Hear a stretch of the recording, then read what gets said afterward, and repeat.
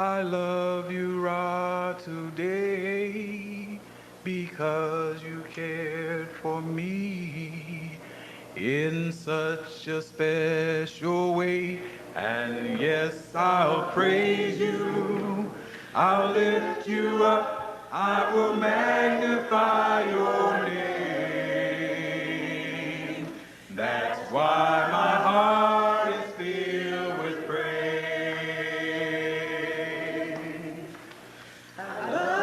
I love you. I love you. I love you. I'm in right today. Because you cared for me in such a special way. And yes, I'm gonna praise you, lift you up, magnify your name. That's why my heart is filled with praise. My heart, my mind, my soul belongs to you. You paved the way for me all through our history. And yes, I'll praise you. I'll lift you up. I will magnify your name. That's why my heart is filled with praise.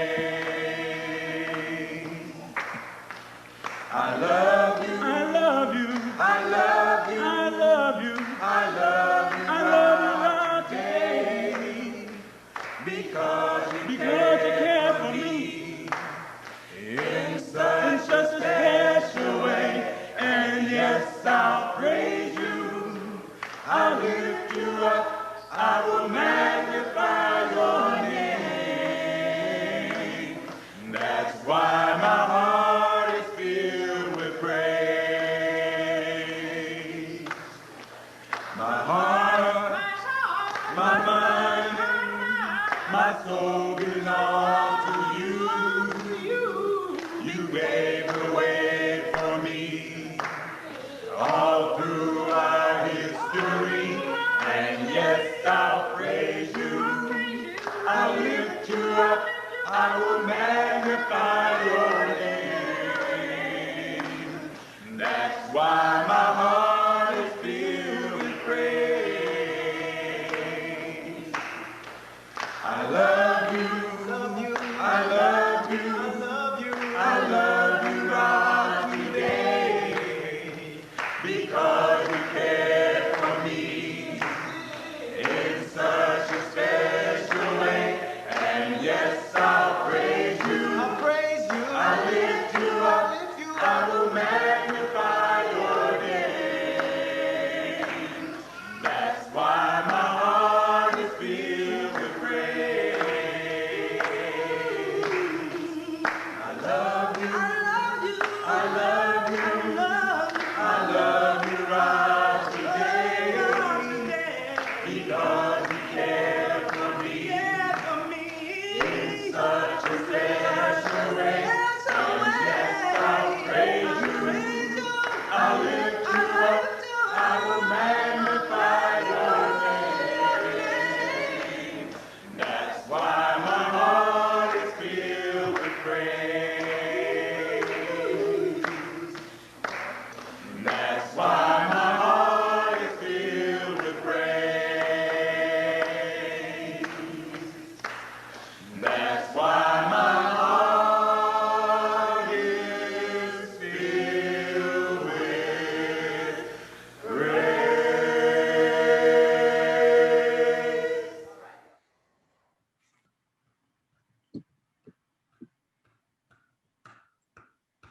Done, Jeff. Uncle Job, Seneb, will say family. Can you hear me? Yes. This is Brother Malik. I've been given the honor and the privilege to be your service coordinator today. I trust and pray that Rob finds each of you and your family in excellent health and spirit. Let's give a black hand to to Baba Jeff for such a beautiful and inspirational opening to our service this morning. I mean, featuring ancestors, Mama Jasuri, Mama Aset, Mama Teresa, Minister Mark Alisi, Minister Greg, Baba Ty, Baba Jeff. That was beautiful, brother. That was beautiful. Work. We expect no less from you, brother. Welcome again, Wose family. As I mentioned, I am your service coordinator today. But before we get started, just turn to your left and to your right and tell your Zoom neighbor, I'm so proud to be African in honor of Mama Jasuri. I know there's nobody probably to your left or your right, but work with me on this. Next, we will have our community affirmation by Mama Fanya and Sister Jalia, followed by the Candle Light of Justice by Baba Shango.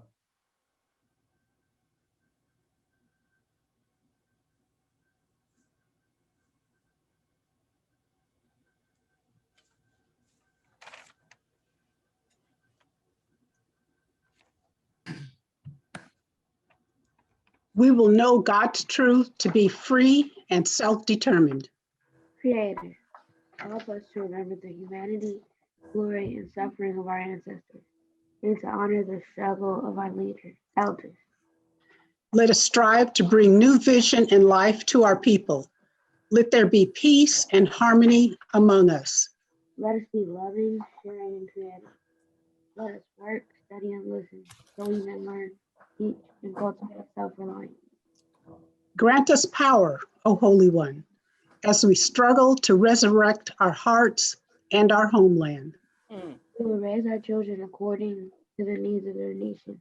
With discipline, patience, devotion, and courage, we will strive to be the living models of the new direction of our people. We are an African people. We are children of God. Ashe. Ashe. Ashe. Thank you, Mama Fanya and Sister Jalia, for reading our community affirmation. Next, we'll have the Candlelight of Justice by Baba Shango.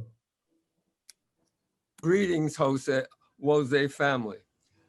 My heart is truly full today because there's just so many isfit that has taken place until I hardly know where to begin with a candlelight of justice. And by that, I mean, at the University of North Carolina, a professor there is being denied the right of tenure because of her Pulitzer Prize document 1619. And then I look at some couple was sitting at a restaurant. A lady walks in with a newborn and puts the newborn on one of the customers' lap and run out the door. Right here in Oakland, there's some sisters having a little birthday party on a party bus. It ended up getting 70 bullets shot into it and 2 sisters died on it. However, what I'm going to put this candlelight of justice on is what's going on in Palestine and Israel. The Israelites are saying that they need a right to defend themselves. But I would suggest the right to exist goes both ways. The Israel apartheid regime is creating crimes against humanity. Over 260 Palestinians have been murdered and now over 3,300 wounded by the Zionist Jews. The Palestinians are third-class citizens in their own homeland. Gaza and the West Bank is the world's largest open-air prison. Our tax dollars are supporting these war crimes. Israel is doing other ethnic cleansing activities. So let's get on the right side of history to stand with the Palestinian people who just want to be treated as human beings with the rights of citizenship. So please educate yourself on this atrocity so we can do the right thing. And based on that, I will light my candle of justice. Ashe, Ashe, oh. Ashe. Thank Ashe, you. Asheo. Ashe. Oh, thank you, Baba Sango, for such a inspirational and powerful and moving candlelight of justice. And we'll say this is still a service and a celebration. And so we're going to bring up next the sensational sounds of my aunt, Baba David and Mama Latrice. So let's welcome the sounds of my aunt. Thank you, Baba.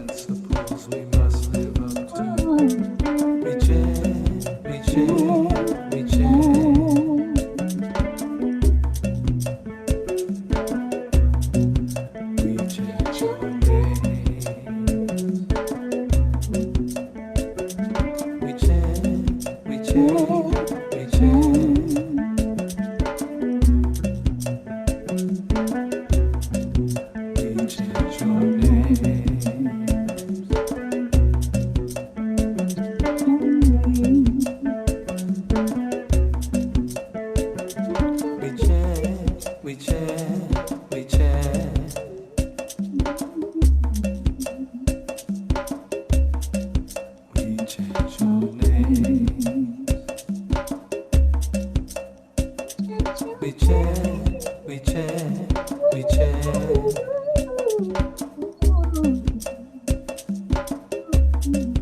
We chant your name.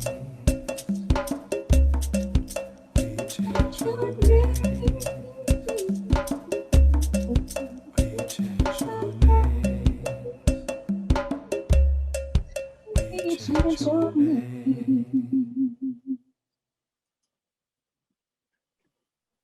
Beautiful, beautiful. Won't say it's okay to celebrate and to dance and to, as long as you have pants on Zoom, you can get up and dance and move to the music. You know, this is a celebration. This is not a memorial service. So I know, you know, it seems kind of tense on Zoom. So let's thank and give a black hand to the sounds of my Baba David and Mama Latrice. Yeah, like that, Beautiful, like beautiful. that. Beautiful, beautiful. Next coming to the stage is our brother Baba Desmond bringing us our historical tribute this morning. Bring that historical tribute, Baba Desmond.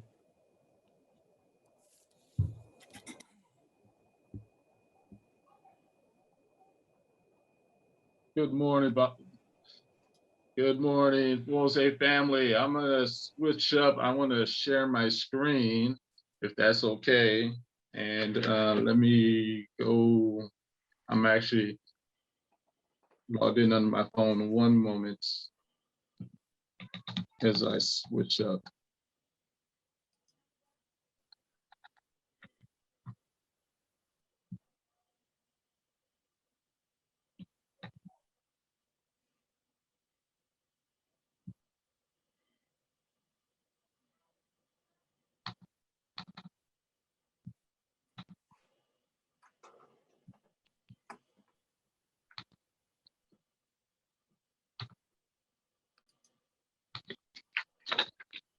Am I able to share my screen?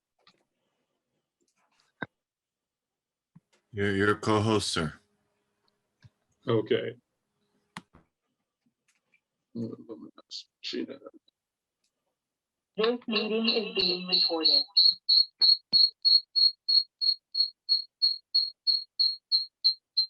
You have to not connect to Wi-Fi on one or not connect to sound on one of them. Okay, let me turn off.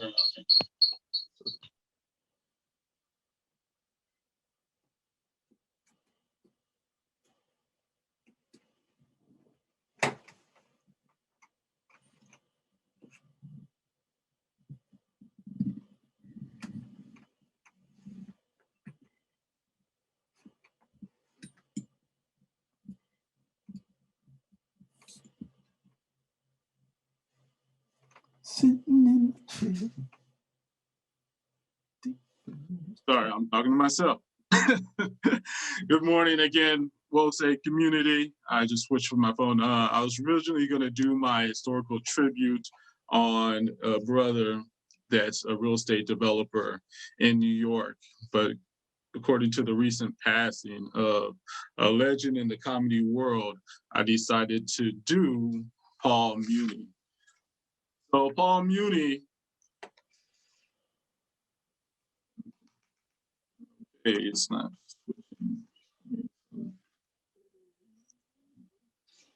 So, okay, I'm gonna have to, for some reason it's not switching screens here.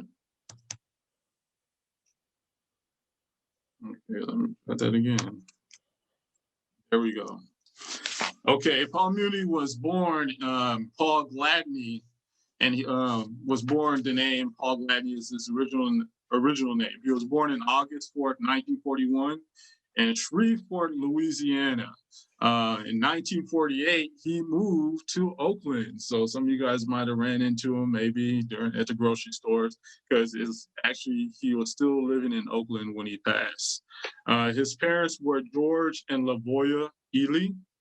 Mooney was raised primarily by his grandmother, May Ely, and she was also known as Mama. Moving on, Paul Gladney was his original name and coined the nickname Mooney after the original movie from Scarface in 1932 after actor Paul Muni, which his new name became from Paul Gladney, Paul Muni.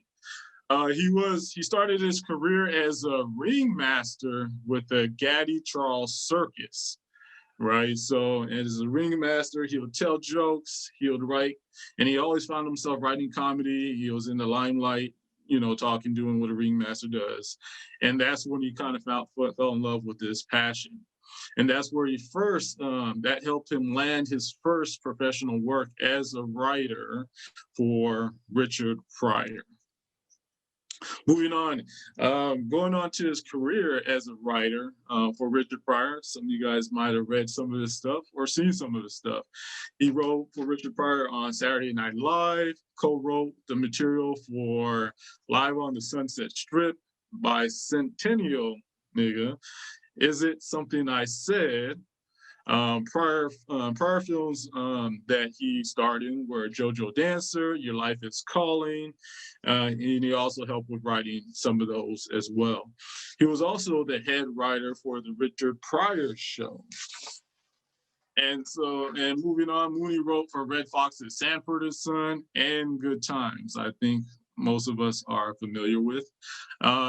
In acting, he acted in Which Way Is Up, Bustin' Loose, Hollywood Shuffle, and was Sam Cooke in the Buddy Holly Story. He was also the head writer for Living in Color, and it was inspired, hopefully everyone saw Living in Color. That was one of my favorite shows. He also inspired the character Homie the Clown, which was also hilarious. He also starred in the movie Bamboozled by Spike Lee. Moving on, he would always become known as the truth that, you know, kept it real, right? And so a lot of actors and comedians respected him because he would always keep it real and say things that other actors and comedians were afraid to say, afraid to state. Some of the other shows recently, you might have seen him on the Dave Chappelle Show or as Negro Damas, as making fun of Nostradamus. He was also on the Wayne Brady Show and also some other shows, but it's very common. I was gonna say a joke, but I wanted to go wrong, so I'm gonna skip out on that. But he's been a big influence behind the scenes with comedy. Moving on, some of the stand-up that he has done, he has some stand-up shows called Race, Masterpiece, Analyzing White America, Know Your History, Jesus is Black, So Was Cleopatra, It's the End of the World, To Kill O'Neil, All-Star Comedy Jam, and The Godfather of Comedy. He also wrote a book that is called Black is the New White. The book talks about his partnership with Richard Pryor from the beginnings, from his first meeting until Pryor's death in 2005. It also reflects on Mooney's childhood and some notorious moments in his life, including organizing performance strike on the Comedy Store and publicly giving up the N-word after Michael Richards' on-stage outbursts. So there's been some numerous controversies. I'm not going to state them all, but he has done a marvelous work in bringing issues to the forefront, especially around the N-word and white actors stealing people of color's part on cultural appropriation. I believe that's the term. Moving on, he is known as one of the godfathers of comedy, and I'm going to keep it short. They say he recently, let me see.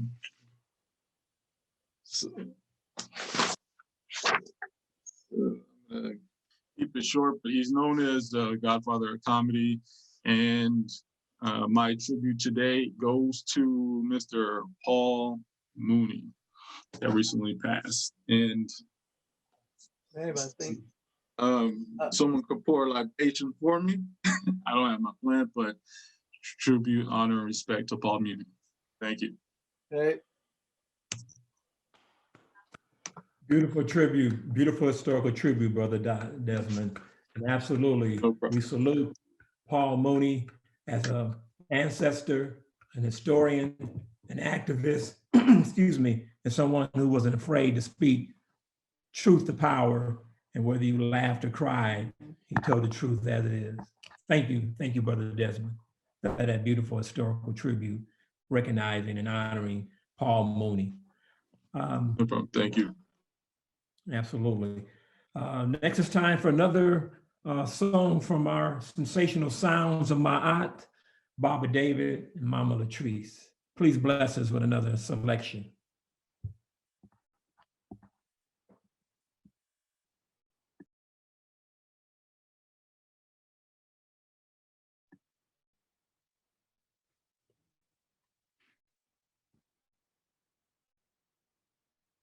You're on mute. There you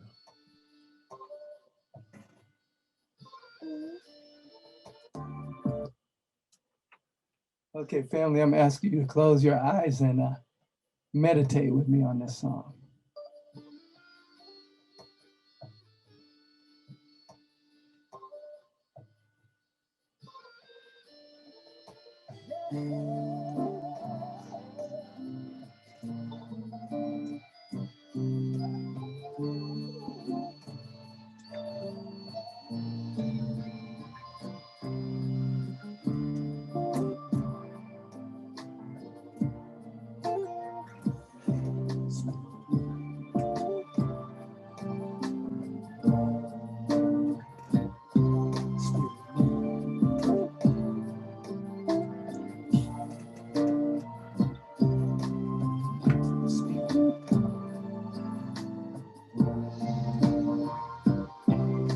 Sitting in my chair, deep in meditation.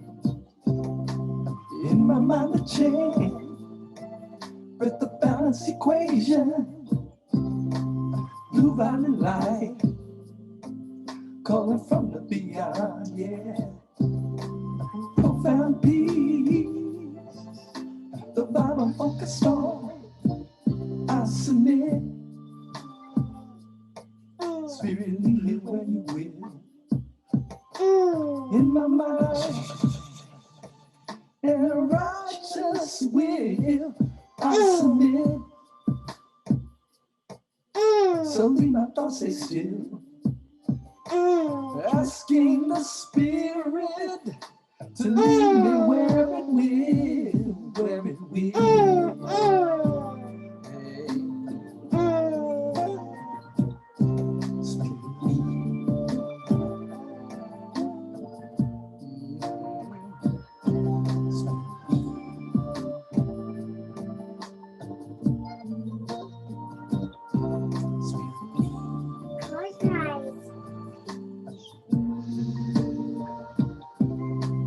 Everywhere we go, we see life and it's too. Now open your eyes. Sustained by the Spirit, so it remains the main tool. Power expanding, long as we stay true to the source. The author and sustainer of this universe, I submit.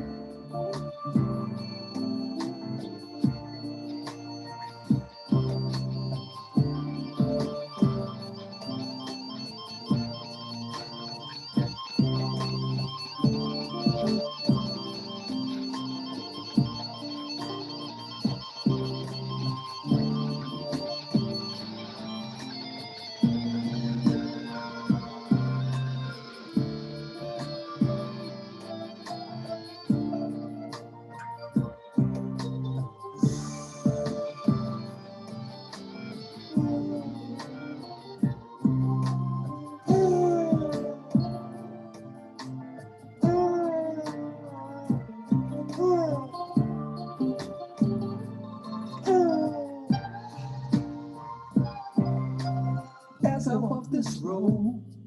I know I'm not alone. Everywhere I go, I know that I'm at home. Each face that I see reminds me of me. Each sound that I hear is most high calling me. I submit. Spirit, lead me where you will. My trust in the one and the righteous will. I submit. Slowly my processes. Trusting the Spirit to lead me where it will, where you will.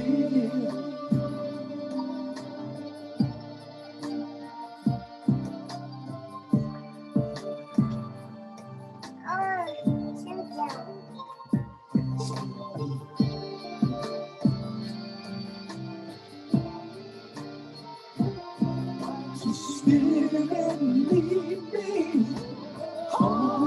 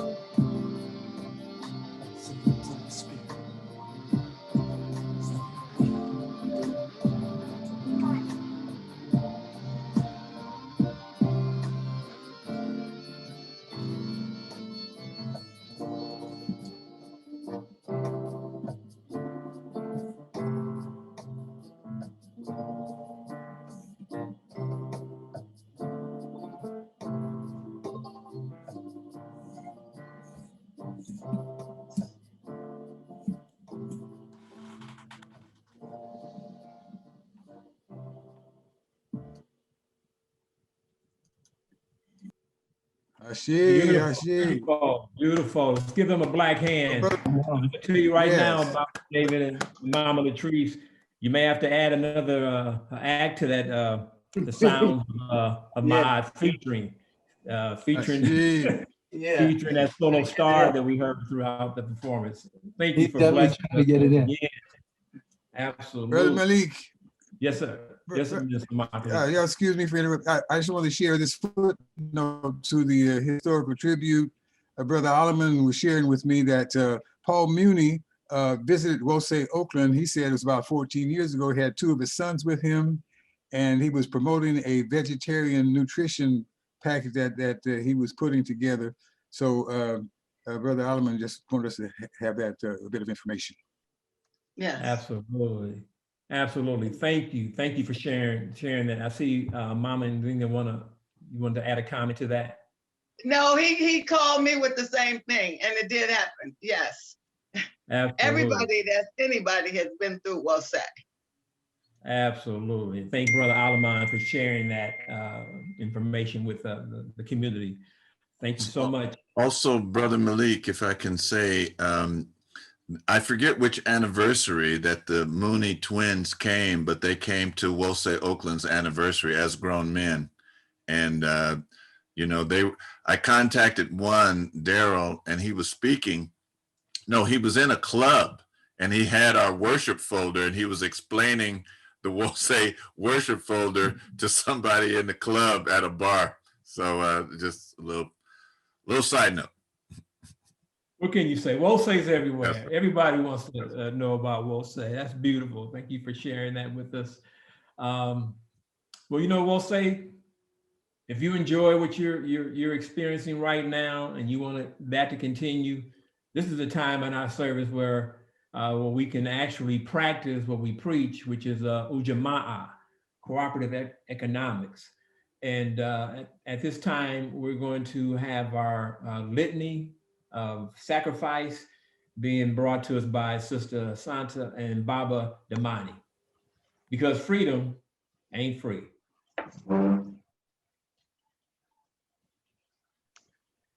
It's grand rising, everyone. It's time in our service where we do the litany of sacrifice and make sure our spiritual institutions stay financially solvent. On the screen is the two addresses where you can donate to one or both of the spiritual institutions. And I'd like to read one quick passage from the book of Ptah-hotep, page 47. Now I'm gonna do page, page 47 to 18. Be generous as long as you live. What goes into the storehouse should come out. For bread is made to be shared. For those whose bellies are empty turn into accusers, and those who are deprived become opponents. See that none such as these are your neighbors. Generosity is a memorial for those who show it long after they have departed. Okay. Brother Bill. Litany of sacrifice. Save us, O Holy One, by your name. Vindicate us by your might. Hear my prayer, divine protector. Listen to the words of my mouth. How can we repay the Holy One for the gifts that have been given to us? We will lift up the cup of salvation and call upon the God of our ancestors. We will fulfill our vows to our Creator in the presence of all our people. Gladly we bring our sacrifices to you. We will praise your name, O Amun Ra, for it is good. Most High, Father God. Oh, let me finish with Sister Hassan. The leader, your mojo, unity. We will strive to maintain unity in the family, community, nation, and race. Kuti Chagalia, self-determination. We shall define, name, create, and speak for ourselves. Yajima, collective work and responsibility. We should build and maintain our communities together. Our brothers and sisters' problems shall be ours to solve together. Ujamaa, collective, cooperative economics. Together we shall build, maintain our businesses and profit from them together. Purpose. We shall make our collective vocation the building and developing of our community and the restoration of our people to our traditional greatness. Kumumba, creativity. We shall do as much as we can in any way we can to leave our community more beautiful and beneficial than when we inherited. Imani, faith. We will believe with all our hearts in our God, our people, and in the righteousness and victory of our struggle.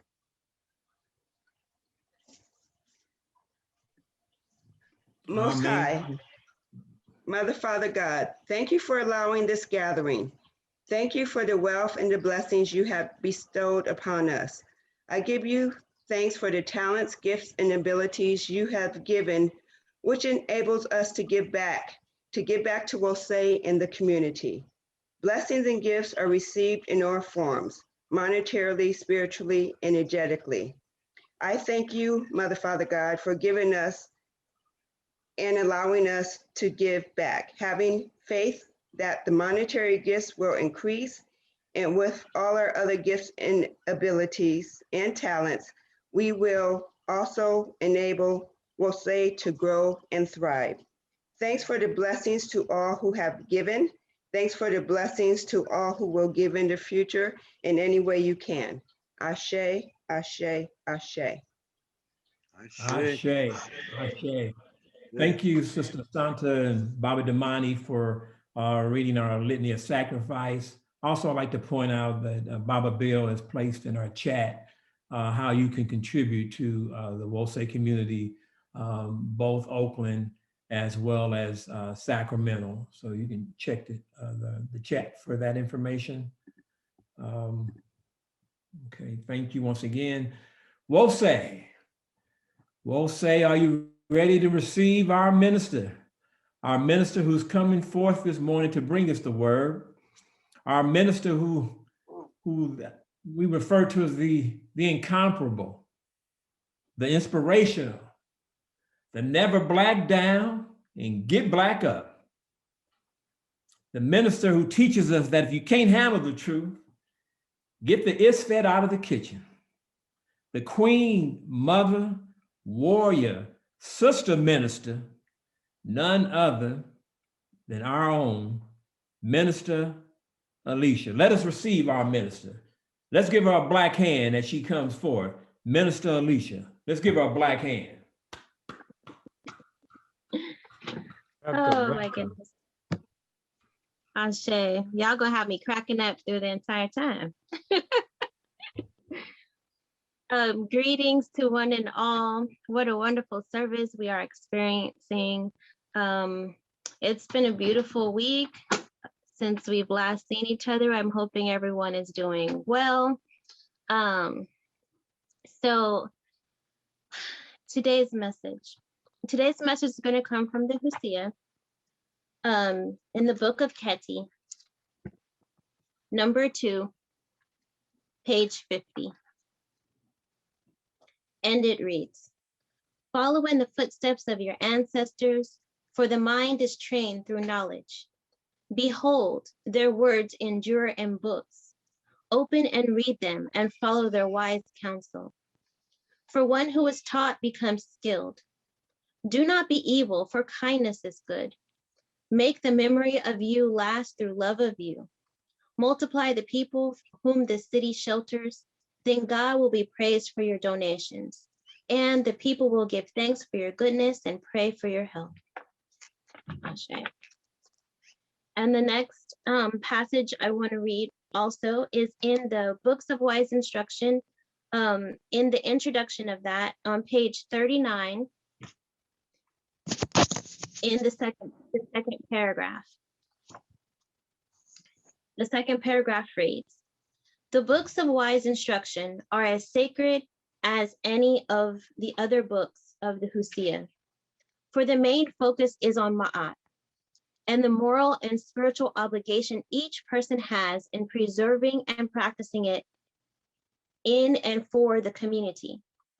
Thus, each person, not just the Pharaoh, was urged to preserve and practice Ma'at, for he or she was judged by it and granted long life on earth, as well as eternal life in Amenta, paradise, or death and non-existence based on this." Ashe. So today's message, the title of the message today is Life Lessons I Learned from Malcolm. And so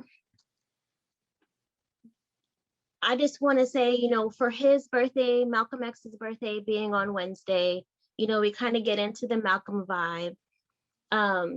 Wosei has graciously at Black Knowledge Matters, we've had our class of Malcolm, and then yesterday had a wonderful presentation with Obitashaka, giving us a lot of personal history and information about Malcolm X. So I just wanted to, in that spirit, because we were diving deep into Malcolm, and I really appreciate Wosei for that, because sometimes we do hear of this person or that person. We may know a little bit about their lives, a little sprinkling, but we don't always delve into those things. Many of us don't live our lives as if someone is watching us, especially from a young age. We do what we do and how we do, and let that rest as the reality of our situation. When we enter our teenage years, if we have younger siblings, We may have been told by our mothers or our fathers to set a good example for the young ones that are coming up. Some of us would, some of us wouldn't. Then later in life, many of us would begin to work on a moral character. Some might straighten up when they've had children of their own or began a family. Others continue in their own ways. Late in life, one may realize the folly of their ways and begin to take on spiritual cultivation as they enter life's end and begin to look back on their lives in reflection.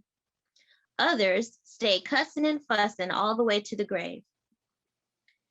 Remembering and honoring ancestors through the pouring of libation is an important communication ritual to me.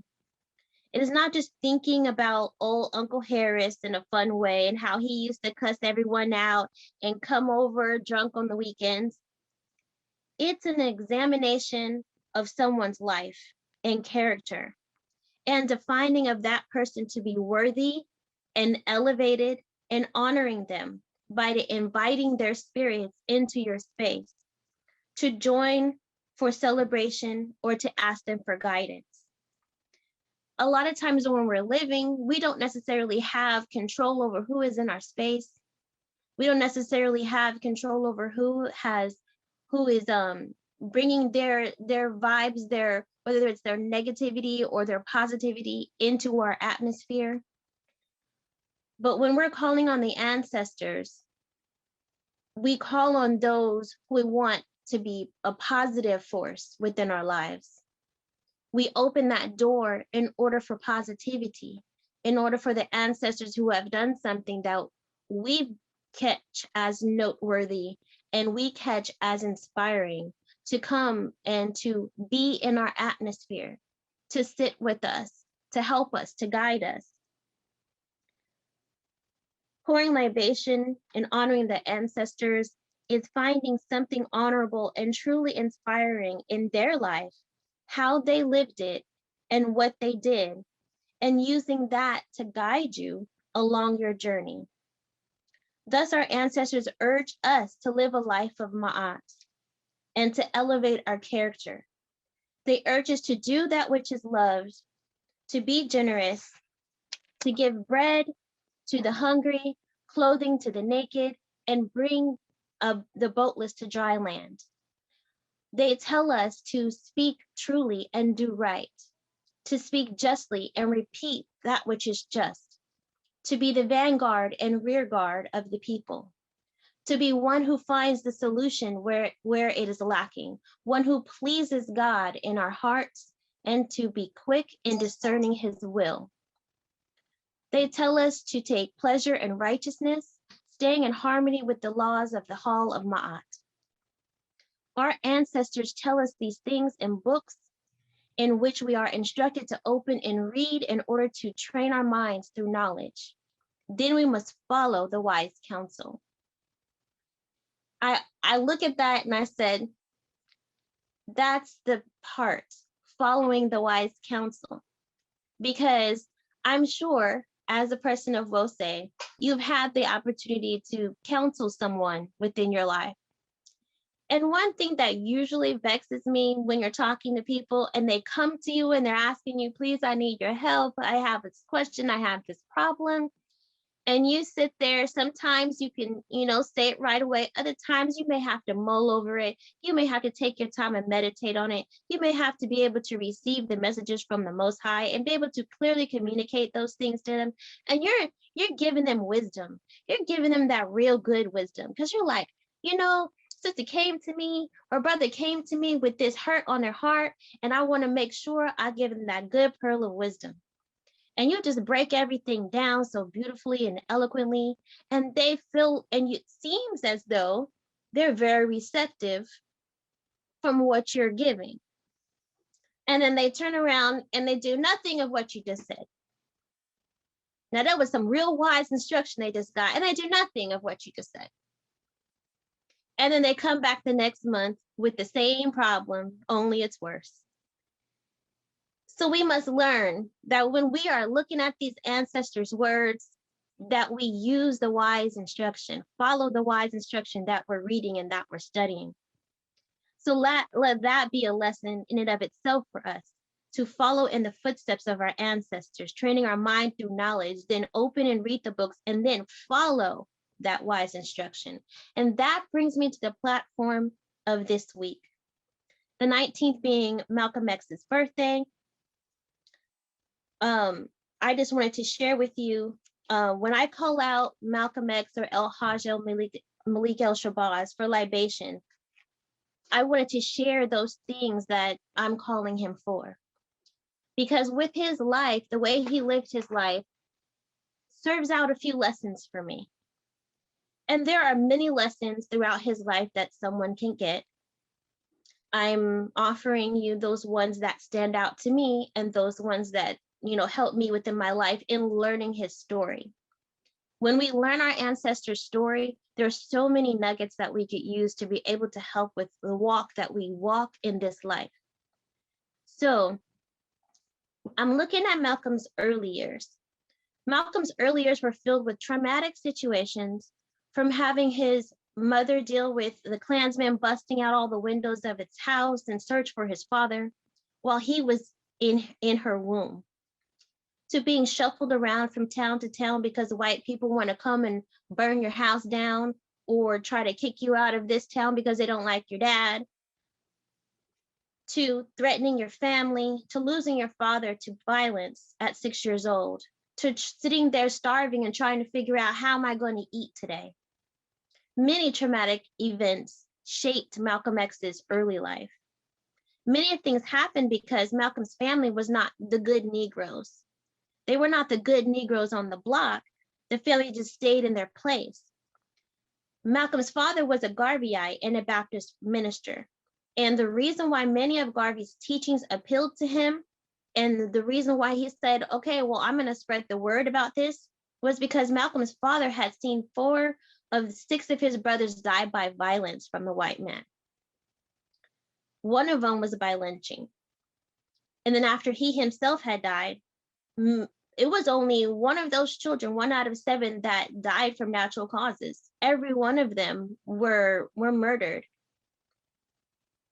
So coming from that position, he himself gains a family, and then there's Malcolm in the midst of that, and Malcolm is also now going through traumatic events. So this is the information that I'm learning. The lesson number 1 that I'm getting is that childhood trauma shapes a person's life. Those traumas, they provide stepping stones or they provide avalanches. Problems and painful events are common to humanity. This helps me never to hold on a full-on pity party, and gives me strength to know that other people have gone through whatever I have gone through, and gone through much worse than I have, and have not only survived, but have lived and have thrived and have been able and capable to be an inspiration to many people. Sometimes when we grow up in a situation, we feel like, oh, woe is me, what can I do? Everything is stacked up against me. And it becomes a difficult and hard and painful struggle. And sometimes we can move forward and use that as a stepping stone and say, I'm going to overcome these things. Or it can become an avalanche to where now we're buried under hatred and under guilt and under anger and under all those things that are negative vibrations for us and for our bodies. And that's what was starting to happen to Malcolm, but he was able to come out of it. From looking from his beginning to the end, he could have said at any point, this was my beginning story. I can't go no further. And he could have stopped right there, but he didn't. He was able to use the things that he knew from his traumatic experiences and everything of that nature as stepping stones.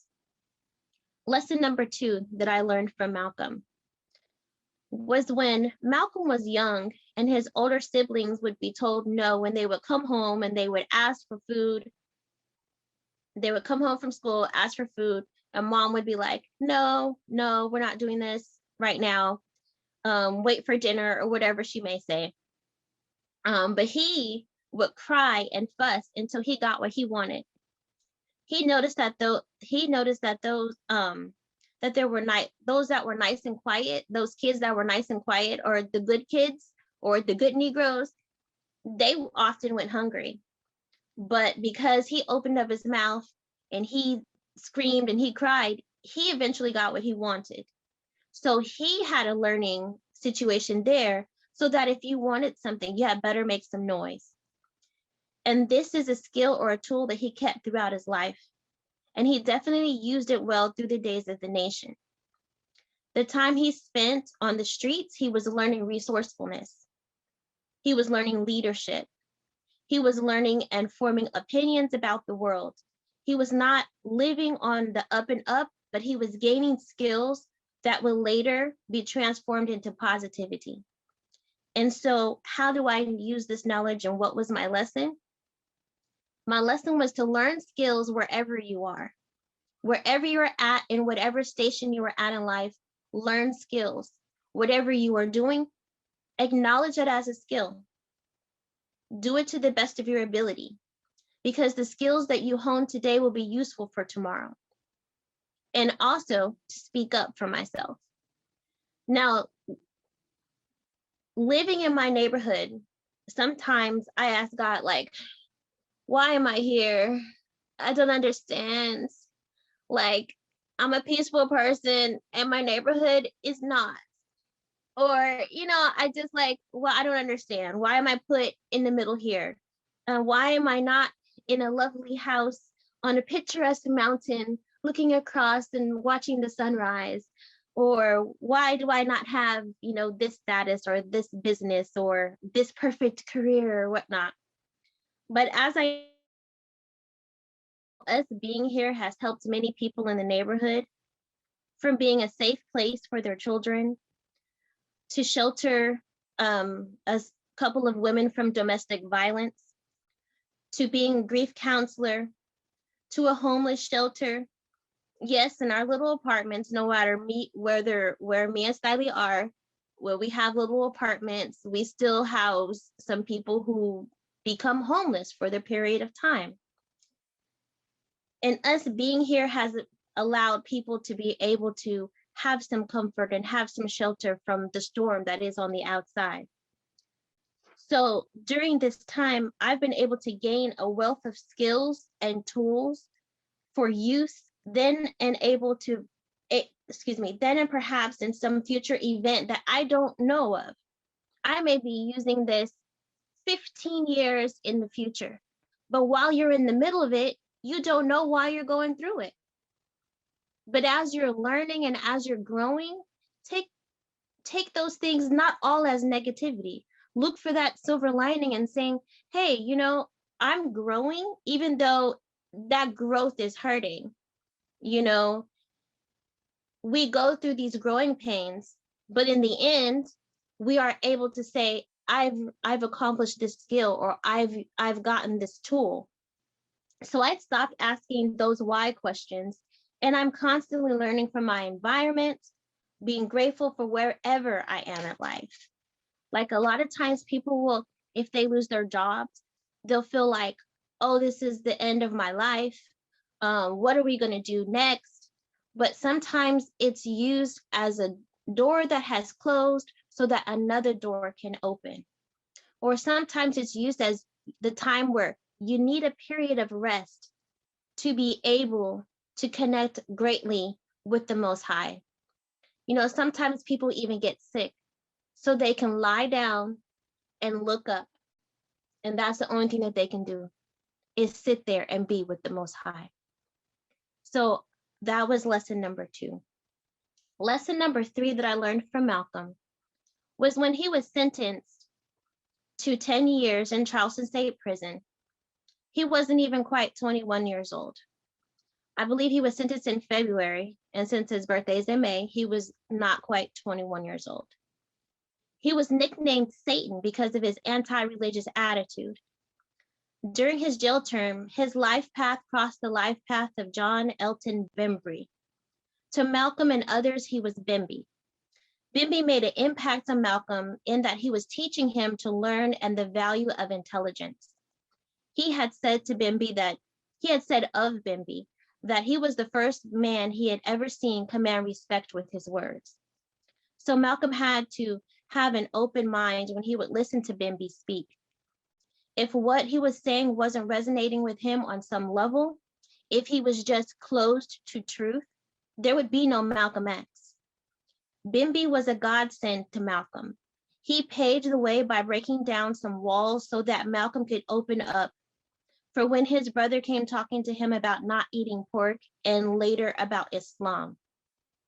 Having an open heart and mind allowed a change to come over Malcolm that changed the course of his life forever. With Bimby's teaching him to read more and his siblings sending in Black books and writing letters, Malcolm was able to be transferred into a medium security because of his change in behavior. There at Norfolk Prison Colony, he was able to hone his skills as an orator on the debate team there. So having that open heart and mind, because he was an angry person. He was angry because of a lot of the things that were happening in his life, the things that are happening to his family. He was hurt. He was, and they did nickname him Satan because he was like, okay, I'm not having any of that religious talk. I don't want to hear any of that nonsense. But the Most High was like, I have something for you. You're going to have to open up on one of these points. So in comes Bimby. Now, Bimby himself was a criminal, but he had a similar backstory to Malcolm, as that his backstory was he had a lot of deaths in his family too. And because of that, he ended up turning to a life of crime. And he ended up being sent out of the city and not being able to be in that city no more. And as he was trying to go west, he ended up being locked up several times as he was trying to travel across the country. And so no matter where he went, he was always ended up within crimes. But for some reason, somehow, people talk about coincidences, but that's not really what I think this is, because I really don't believe too much in coincidences. Most High had their paths crossed. So when Bimby came to Charleston prison, Malcolm X was already there. And so, or it was the other way around. No, that way. When he came, then Malcolm was already there. So when their paths ended up crossing, and he was able to talk to Malcolm because he saw something in Malcolm, and Malcolm would always be listening to Bimby because Bimby was an intelligent person. He was not in a life of crime because he was unintelligent. And that's what a lot of times people don't understand. We look at poor people, we look at people who are in and out of jail, and we think of that, oh, they must be intelligent, they must be unintelligent, they must be unable to get, know how to get money, or they can't read or anything like that. But Bimby was an intelligent person. When he went to Norfolk, he was, because that was a situation to where the people there, it was more like it was a prison, but it was more like a college-like setting. So they were able to take classes and courses. It was a rehabilitation type thing. And so they were able to gain skills. And Bimby was someone who also went on the debate team. And the debate team was known all over the place because they had a Harvard professor, Yale, and Princeton. They had those connections, and they would debate people from the college students from those places. And more often than not, Norfolk Correctional Facility, they beat out Harvard and Princeton and Yale in the debates. And so Bimby was one of those people Bimby was one of those people who was on that debate team during those years. Was on the debate team during those years. So when he ended up going and meeting up with Malcolm, he already had those tools in the toolbox, and he had the information that he was sharing with Malcolm. And he came at the right time for Malcolm's ears to be open to that piece of information that, oh, wait a minute, I am intelligent. I do need to read more often. And he opened up a whole lot of, a whole big world to Malcolm, was able to influence him at a time where he was in prison for 10 years. So having an open heart and mind, Malcolm was able to do that when it came to Bimby, probably because he had a similar backstory to him and because he was able to command respect just by using his words. So Malcolm was kind of like, I want to be able to do that too, looking up to him, because I believe he was like 13 or 14 years older than Malcolm. And so they were able to forge a relationship as he was able to teach him. And then at that time, that was like a breaking down, a Most High punching holes in Malcolm X's walls that he had put up. And so now inflows the education, and then comes in Reginald, his brother. So his brother starts writing him, letters and whatnot. And then he was like, he tried to get on use Malcolm's terminology or mindset by telling and saying to him, oh, I have a way. Oh, he like gave a whole letter, and then at the end said, oh, I have a way for you to get out of prison. Stop eating pork and whatever. And then so he was like, wait, tell me more. But then the letter ends. Could you imagine getting that type of letter? He had to have had an open mind and a willing soul to be able to say, I don't know what his plan is, but he must have some type of a scheme to get me out. So I'm going to do this. So after a while, he, the next day when he went through the chow line, he was like, I do not eat pork. And so he was able to, that was the floodgates and how he was able to open up, and the Most High was able to get to Malcolm. So my lesson from this was to have an open heart and mind when it comes to learning and truth, because anything, any circumstance can change. So, going along in my spiritual journey, I grew up in a strong Baptist Christian family, one who knows God and did their best to uphold the teachings all during the week, not just on Sunday. Because you get a lot of people who say, oh, I'm a Christian, but that's usually just on Sunday. Don't catch them on Saturday because that doesn't count. But for my family, they were Christians every day. So from an early age, I learned to have a relationship with God. I stumbled a lot in my Monday through Saturday life when I was in early teens. But by the time I became to late teens, then my faith was getting stronger than ever. Late teens, early 20s. As I learned, I grew from that stage to one of exploring other things, not for the hatred or disillusion of my church or of Christianity, but because of my personal relationship with the Most High. When I asked God to show me himself, even if it takes me into unknown waters, Most High began to open up truth after truth to me. And here I am at Will Say. So the lesson that I had learned from Malcolm was to have an open heart and mind when it comes to learning truth. Because if I didn't have a open mind and open heart, I would be like, no, I would be like some of the other Christians that are like, oh, if it's not Christian, then you can't, I can't listen to you, I can't see you, then it's nothing, it's not true or whatnot. But I was able to flower out of that belief system and have it be a stepping stone.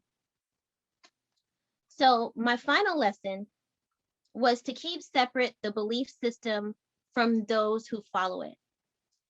And that is an important one because with Malcolm, he was in the spot where Elijah Muhammad was his savior. Elijah Muhammad was everything. Elijah Muhammad was coming off his lips more than amen or ameen.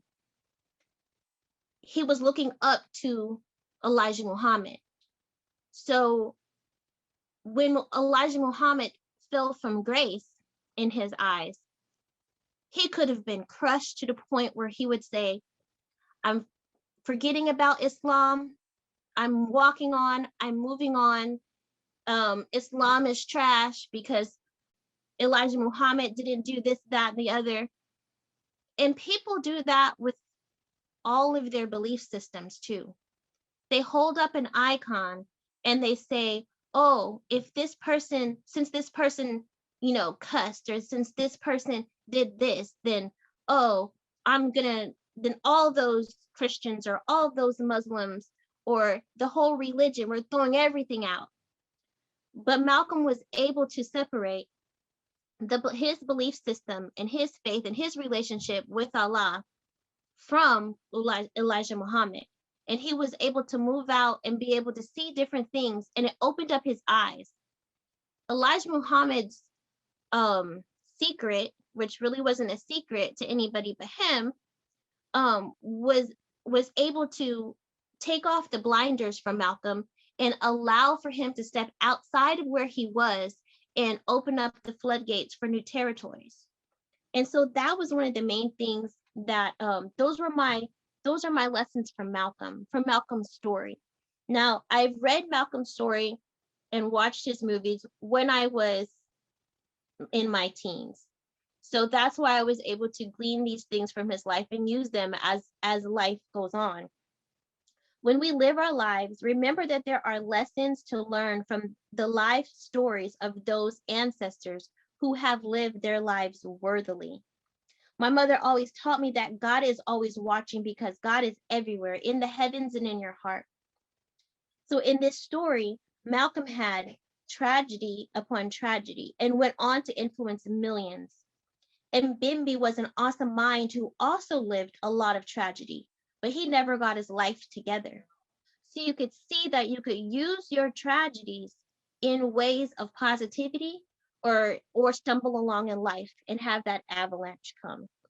So when we're thinking about ancestors to honor, when we're looking at ancestors that inspire us in our life, look at their lives and say, how could their decisions in their life, how they lived their life help me in my situation?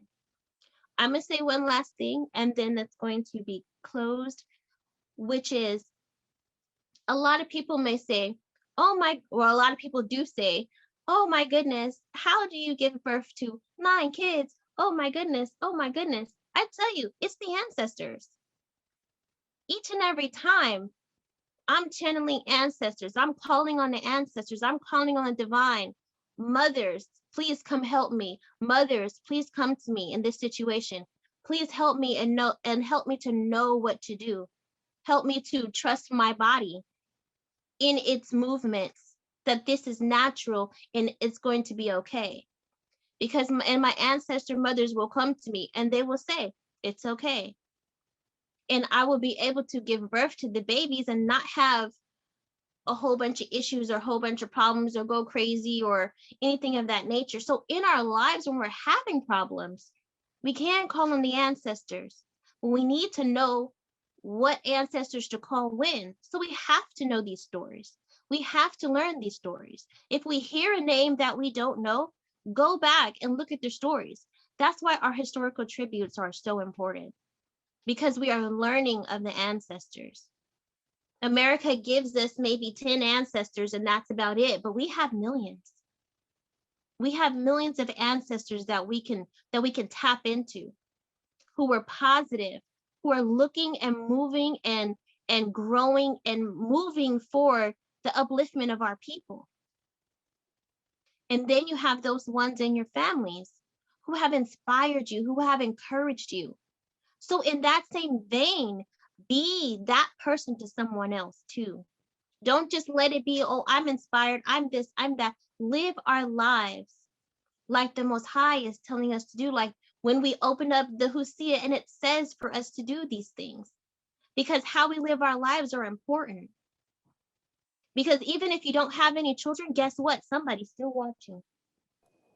Some little kid is still watching you and saying, looking at how you're living your life, how you interact with them, how you move here and there, how you're able to have a shining light in the midst of the hood. Why do you act different? Why do you talk like that? And it can inspire people to be who they are in the Most High.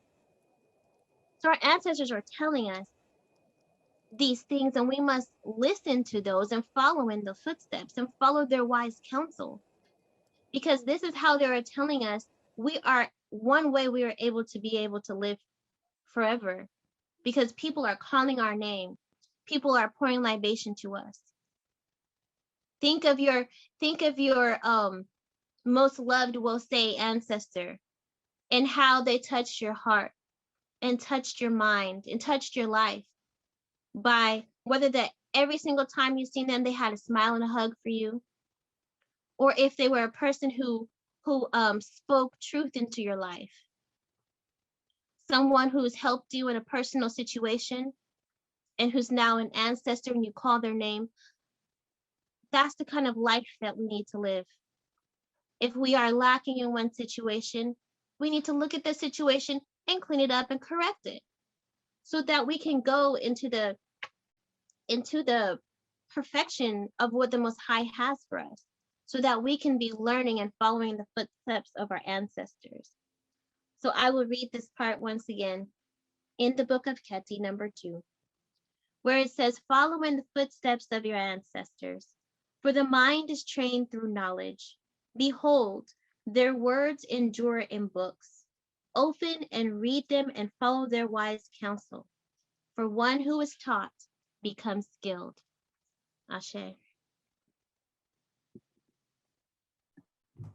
Ashe, Ashe. We'll say, let's give our sister minister, let's give our sister minister a round of applause. A black hand. Give her a black hand. Yay, well Ashe, done, ashe, Minister ashe. Alicia. As she reminds us, somebody is watching you. And Minister Alicia, we are watching you and we love what we see. Thank you, Sister Minister. Ashe, Ashe. At this time, we'd like to turn it over to our distinguished Minister Imhotep, who will bring us the invitation to join this movement. I want to thank Minister Alicia for that wonderful message today. And you know, what's good about these messages is that they're recorded and you can listen to them over and over again. Brother Bill has put her scriptures in the chat. You can review the message and the scriptures together. This is an invitation now to you. If you are not officially a part of WOSE, if you want to return to WOSE, if you want to return to this fellowship, this membership, that's rebuilding a people and creating community, we extend the invitation to you now. Come and go with us. We are following the way. Won't you come? Come and go with us. We are following the way. Come and go with us. We are following the way. Amen Ra, Amen Ra. We're following the way. Amen Ra, Amen Ra. We're following the way. Thank you, Minister Alicia, for that message today. Poured out your heart, searched within your own mind and your own circumstance, and identified with Malcolm. We thank you for sharing with us today. We thank you for uplifting us today, and we thank you for instructing us today. not only are my teachers, Oba Tashaka and James Smalls and Makalisi Sawandi and Dr. Ben Yokanan, but my teacher, one of my teachers is Minister Alicia, Love Lady Teasley. Ashe. Ashe.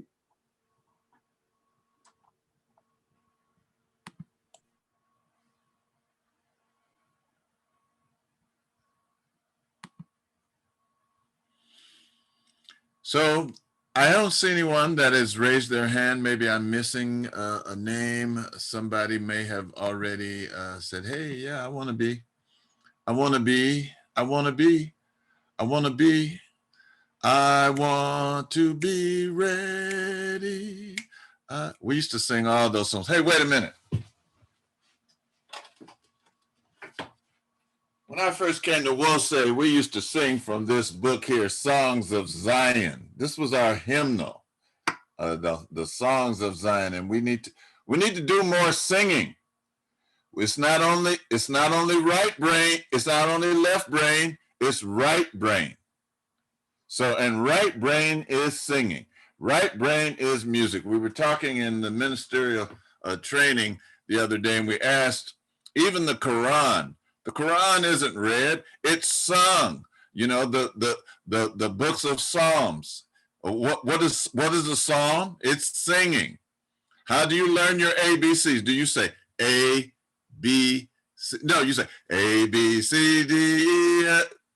How do you learn your multiplication? Well, you know, and you just sing them until you get all the way to 12 times 12. So we need more singing, because it stimulates the right brain. You know, we're not only left brain, beautiful messages, but we also need right brain too. So, you know, that song I was singing, I Want to Be Ready, that was in here. Climbing High Mountain, that was in here. You know, we used to sing from there. So, all right. Minister Alicia, you got me started here. And, you know, I'm inspired by the fact that you were inspired by the life and the depth and the breadth and the hard work of El-Hajj Malik El-Shabazz, better known as Malcolm X. He was asked one time, now are you going to keep the name Malcolm? And he said, yeah, I'm going to keep the name Malcolm as long as the situation that produced my name exists. He was also asked, they said, well, now, Malcolm, since you've been to Mecca and you want to, are you going to focus on integration? And he had a strange look on his face. He said, no, I don't believe I said anything like that. He said, what needs to happen? He said, if you have a knife in my back 9 inches and you pull it out 6 inches, there's no healing taking place. You have to pull the knife all the way out and then apply healing to the womb. And that is what Wosay community is. Wosay is healing to the womb. Wosay is healing racism's razor that we've all been slashed and cut. And so when we hear the freedom writings, when we read the scriptures, when we hear people talk about the candle of justice, we are talking about healing. There was an old church mother here in Sacramento. Her name was Mother Spraggins, and she was older, and she would always come up with these different sayings. And one of the sayings was, we all need a healing. And as I'm looking around, that's right, Foxy Brown, even though you look really cool and you know, collected, we all need a healing. Mama Ngina, she helps everybody. She goes out and she helps everybody, but we all need a healing. Sister Gloria left Hawaii, went to Lompoc to help out her family because she determined that they all need a healing. Michelle returned to Wosay community because she saw that we all need a healing. And Brother AJ, when I hear your bass up here, I know it's going to be healing for me. Minister Makalisi is a bomb. You know, he's a salve He heals us. You know, he corrects us, you know, gently but firmly. He gives us a correction. Okay, I'm going to stop talking now. You know, you shouldn't ask ministers to do invitations. You know, that's where you went wrong. But we all need a healing. We all need to be uplifted. We all need to uplift each other. Ashe. Ashe, Baba, is Minister Hines still here? Can you give us an update on his wife and daughter? Thank you. Yeah, you know, we're just continuing, you know, in our process. My wife is continuing with her rehabilitation, and she's, you know, she's making progress. And my daughter is scheduled for surgery in June. And so I'm comforted by the prayers of the community. Thank you so very much. I'm strengthened, and I just believe that everything is moving toward a perfect outcome. God bless you all. Just want you to know that we're praying for you. Also, Sister Sunday Way and all of those recent loss, Minister Imhotep, Sister Doris, Sister Mona, Mama Rose, all of us, again, need the healing. Good to see Mama Zarita Sharp back in the house. Brother Alaman. So we still need to close out the service, but Baba Malik, back to you. We want to introduce this is what I'm talking about. The service is free flowing. The spirit is moving. Let's let the spirit go. It's just 12:14. Let's let the spirit go. Keep the spirit coming. Keep the spirit coming, sisters and brothers. Thank you for recognizing Minister Amadi. Thank you for recognizing those that have lost loved ones. You know, when you lose somebody like your mom, you know, it's no matter what your situation is with that parent, it's going to deeply affect you, even if you didn't have a good mom. Let the spirit flow. Let it flow. Let it flow today. We only have 44 people. We need to have more people. We need to figure out how we can reach other people, how we can not just have the beautiful faces. I look, say, there's Gloria, beautiful face. I see Darnisha, beautiful face. I see Foxy Brown, you know, Conke, you know, Malik, you know, Michelle, you know, Nantambu. Look at my face. It's full of gray hairs. You know, we need to get some young people, and that's what we're going to be doing for next Sunday. Next Sunday is going to be the Biko Sunday. May 30th is Biko Sunday. Sister Keisha Azabo is going to be joining us. Ekendayo had a fall. She might not be able to make. She's like 92, you know, so she might not be able to make. We're going to have Sister Nabantu there. We're going to have as many youth, Wose youth, that have come through Wose as we can.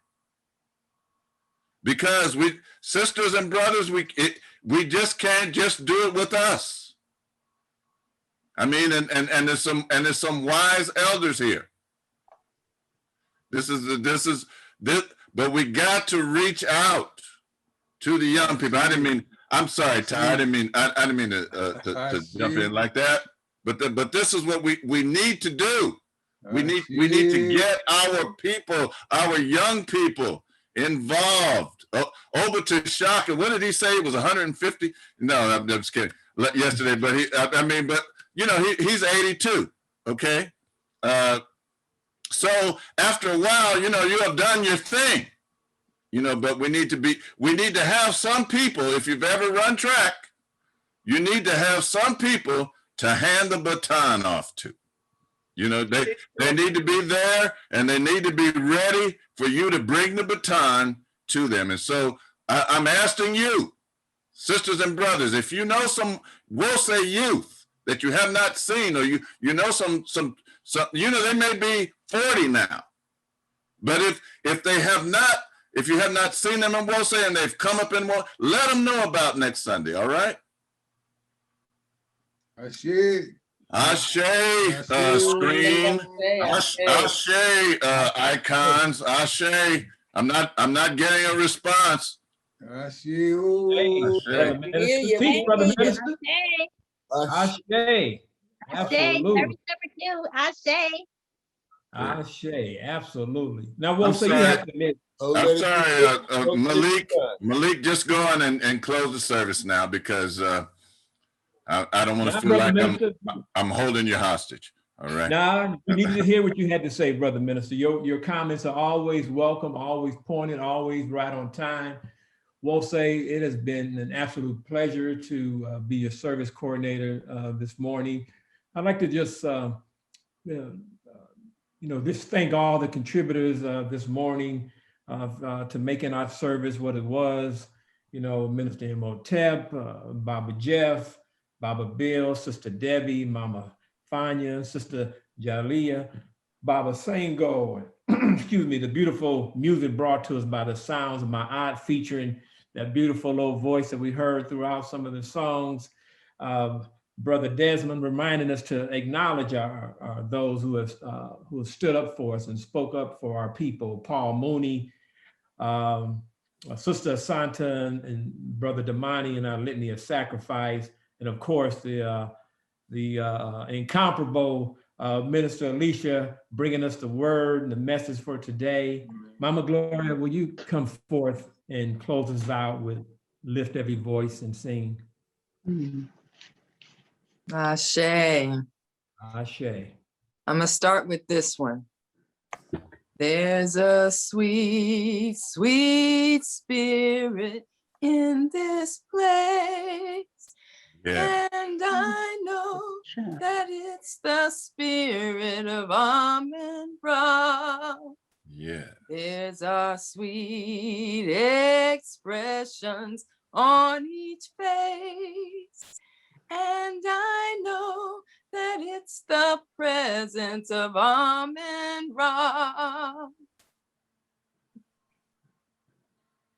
Lift every voice and sing till earth and heaven rings with the harmony of liberty. Let our rejoicing rise high as the listening sky. Let it resound loud as the rolling sea. Sing a song full of the faith that the dark past has taught us. Sing a song full of the hope that the present has brought us. Facing the rising sun of our new day begun.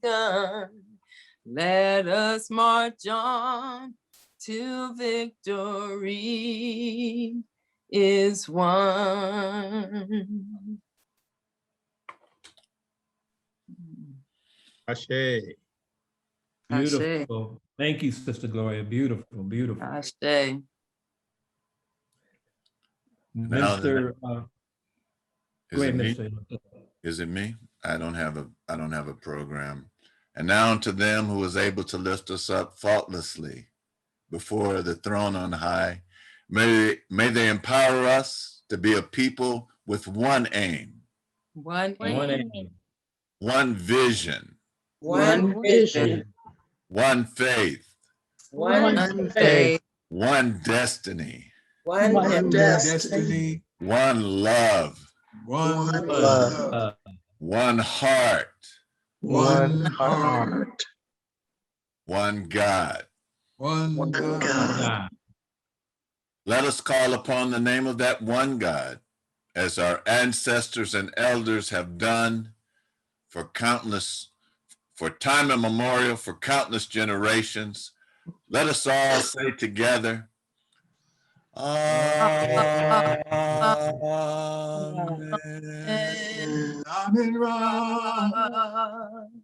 Amen. You are the most beautiful people on the face of this earth.